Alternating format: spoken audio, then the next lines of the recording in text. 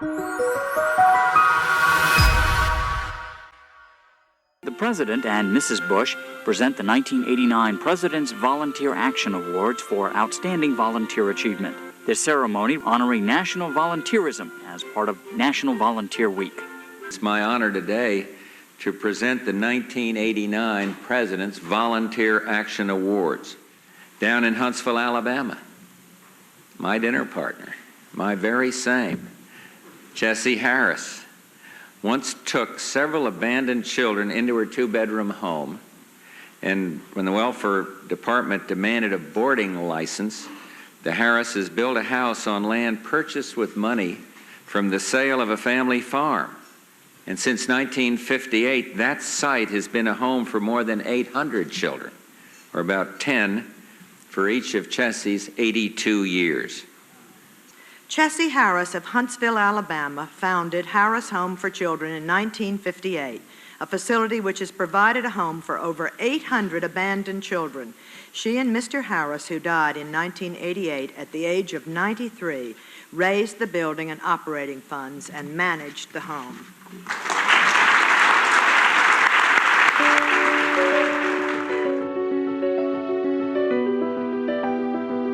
Me and my brother got placed in foster care when I was 13 years old.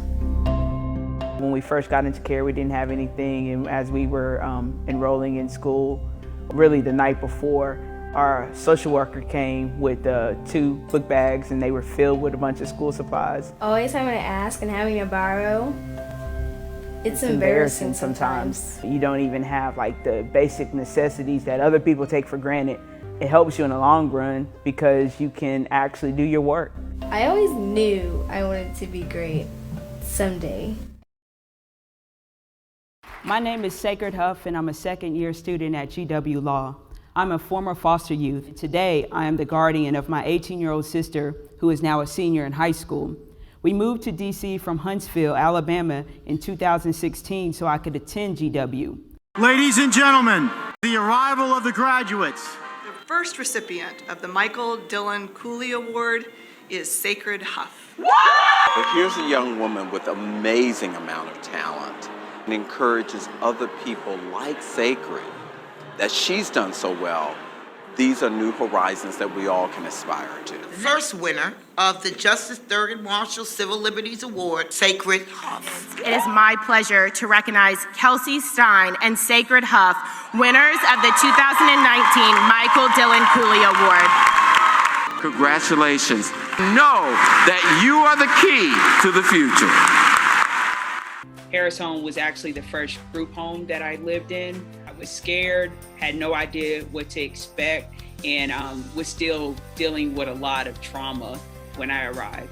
At that time, I don't think I could articulate many of my feelings. I don't think that I could ask for help. So sometimes that's misconceived as just being a troublemaker or someone who's just not interested in help.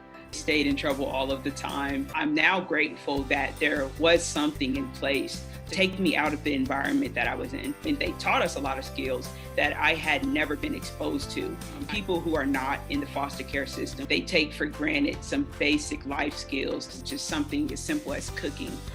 Learning about hygiene, which is something that's overlooked oftentimes when you're in an environment in which people who are supposed to care for you are not, you learn really bad habits. So being able to break that cycle early on is things that Harris Home did. It's really about community care.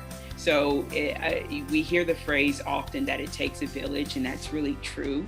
So if there are children and young people who are in need, it really should be a community effort to uplift those young people.